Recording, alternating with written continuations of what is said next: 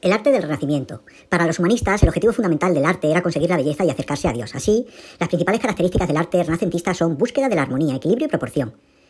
Consecución de la perspectiva, interés por la representación de la naturaleza y el cuerpo humano, adquisición de prestigio por parte del artista, pues dejó de ser anónimo, temática religiosa y mitológica grecorromana. Tenemos que destacar que en Italia del siglo XV adquieren mucha importancia los mecenas, personas de familias nobles que también encargaban obras artísticas. El Renacimiento italiano se dividió en dos fases: Quattrocento, siglo XV, con Florencia a la cabeza; Cinquecento, siglo XVI, con Roma como sede. Arquitectura. Los arquitectos renacentistas se inspiraron más en la arquitectura romana que en la griega. Así, se reproducen elementos arquitectónicos romanos como arcos de medio punto, cúpulas, columnas. Las obras arquitectónicas podían ser de carácter civil, villas, palacios y jardines, o de carácter religioso, como iglesias o basílicas. Como principales figuras destacamos a Brunelleschi, Bramante y Miguel Ángel. Escultura. Los escultores renacentistas se inspiraron en las esculturas griegas. Sus principales características son interés por la perspectiva, composición y anatomía, proporcionalidad del cuerpo humano, diversidad temática, religiosa, mitológica e histórica, uso de diferentes materiales, piedra, mármol, bronce, yeso. Destacamos a Donatello, Miguel Ángel y Ghiberti. Pintura. Sus principales características son representación del hombre como tema central, uso de la perspectiva lineal, que permitió a los pintores dotar de profundidad las imágenes en una superficie plana. Empleo de técnicas variadas: fresco, temple, óleo. Uso de nuevos soportes como la tela, tabla y muro. Temática variada: mitología, paisajes, escenas religiosas, etc. En el Quattrocento destacamos a Botticelli, Leonardo da Vinci, y en el Cinquecento a Rafael y Miguel Ángel. El arte barroco. El estilo arquitectónico del siglo XVII y de una parte del siglo XVIII se conoce con el nombre del barroco, caracterizado por una expresividad y por una gran expresividad y por la exaltación de los sentimientos, aspectos que se logran mediante el movimiento, profusión decorativa y la exageración de las formas y de los detalles. En los países católicos, el barroco se difundió con la Contrarreforma y se caracterizó por la grandeza y la teatralidad, en las que se pretendía sorprender al espectador con un fin didáctico. Las monarquías absolutas emplearon este estilo en los grandes palacios y jardines y plazas, con las que manifestar el poder del soberano. Contrariamente, en los Países Bajos, el barroco está vinculado a la austeridad propia del protestantismo y a los gustos burgueses, caracterizados por construcciones pequeñas y representaciones de temas realistas, intimistas y cotidianos. La arquitectura. Los artistas barrocos usaban los elementos arquitectónicos clásicos, pero los alteraban para lograr la sensación de movimiento. Así, las características de la arquitectura son falta de equilibrio y dinamismo, que se reflejan en todo tipo de plantas, desde la octogonal hasta la circular. Uso de la curva, que facilita la decoración en las fachadas, que muestran formas ondulantes, cóncavas y convexas. Uso exagerado de la ornamentación, visible en las columnas salomónicas, cornisas, etc. Los dos arquitectos barrocos más importantes son los italianos Bernini y Borromini. La escultura. La escultura muestra las características del barroco, el movimiento y la expresión de los sentimientos, y presta una atención especial al volumen, la composición y la teatralidad. Las temáticas pueden ser religiosas, mitológicas y alegóricas. Destacamos la figura de Bernini. Pintura. La pintura barroca rompe con la tradición renacentista de mostrar la belleza y el equilibrio. En los países católicos, las obras estaban al servicio de la Contrarreforma. Así, la temática principal será la religiosa, aunque también encontramos paisajes, retratos, bodegones, etc. Las características de la pintura son predominio del color sobre el dibujo. El uso del color crea contrastes de luz y sombra que difuminan los contornos, otorgan volumen a las figuras y consiguen dar profundidad a la composición. Este estilo recibe el nombre de tenebrismo. Las pinturas pretenden mostrar el movimiento, por lo tanto predominan las líneas curvas, volúmenes y composiciones dinámicas. Las principales figuras de la pintura del barroco son Caravaggio en Italia y Rubens en Flandes y Velázquez en España. Caravaggio en Italia, Rubens en Flandes y Velázquez en España.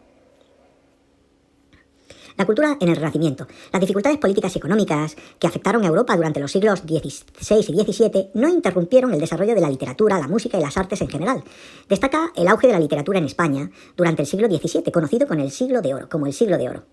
La literatura en España en el siglo XVII, su auge, conocido como el Siglo de Oro. La literatura europea. La literatura del siglo XVI muestra la influencia de clásicos griegos y latinos y refleja algunas de las ideas que el humanismo habría extendido, como por ejemplo el antropocentrismo.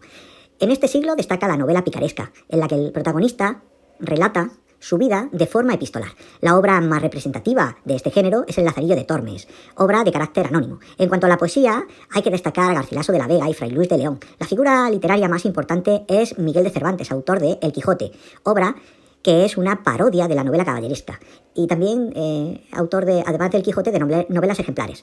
En Francia destacamos a Francois Rabelais con su obra Gargantúa y Pantagruel, que narra de forma cómica la vida de dos gigantes. En Inglaterra destacamos a William Shakespeare, autor de obras de teatro que indagan en el comportamiento humano, Romeo y Julieta, Hamlet, El mercader de Venecia, etc. Durante el siglo XVIII en España, la mayoría de los escritores abandonaron los clásicos y reflejaron en sus obras cuestiones filosóficas o religiosas. Los autores más destacados son Lope de Vega, Francisco de Quevedo, Luis de Góngora, Pedro Calderón de la Barca. En Francia destaca el comediante Molière, con sus obras El avaro, El médico a palos, donde el autor denuncia la hipocresía de la nobleza y la burguesía.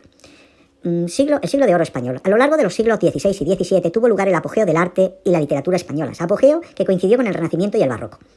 En la literatura renacentista del siglo XVI, la admiración por la cultura grecolatina se manifiesta en la incorporación de temas paganos. En la segunda mitad del siglo XVI, se acentúa el tono moral y espiritual. Destacamos a Fray Luis de León, San Juan de la Cruz y Miguel de Cervantes. Respecto al barroco, la literatura es recargada y variada. En conjunto, trasluce un hondo pesimismo, a reflejar un clima de inseguridad y descontento como consecuencia de la crisis social y económica. En poesía destacamos a Quevedo, Góngora y Lope de Vega, mientras que en la narrativa debemos destacar también a Quevedo y Cervantes. Finalmente, en el siglo XVII vivió una eclosión de teatro español a manos de autores como el mismo Lope de Vega, Calderón de la Barca y Tirso de Molina. La revolución científica de los siglos XVI y XVII. En la Edad Media se habría impuesto la idea de que el conocimiento era revelado por Dios mediante la Biblia. Desde el siglo XVI el espíritu crítico del Renacimiento provocó un cambio de mentalidad y permitió que se produjeran avances en la medicina, anatomía y astronomía.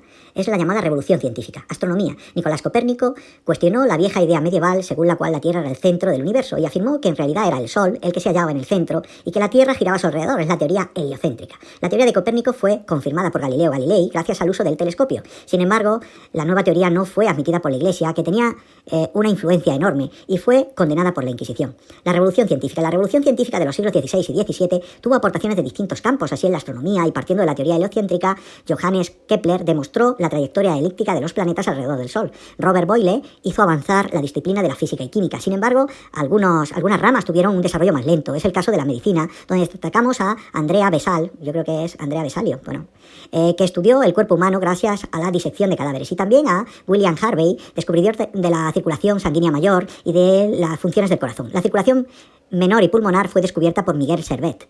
Otro científico importante fue Blaise Pascal, quien investigó sobre la presión atmosférica y el cálculo de probabilidades. Los dos grandes protagonistas de la revolución científica fueron el filósofo y matemático René Descartes y el físico Isaac Newton. Descartes, autor del discurso del método, difundió el principio de la duda y afirmó la superioridad de la razón como base de todo conocimiento. Newton trabajó sobre la obra de Kepler y Galileo y formuló la ley de la gravitación universal. Innovaciones técnicas. Todos estos avances fueron posibles gracias a la aparición de nuevos medios de observación más precisos. El primer microscopio apareció sobre 1660 y el primer telescopio pocos años después. Las nuevas academias creadas durante el siglo también ayudaron a la difusión de novedades científicas.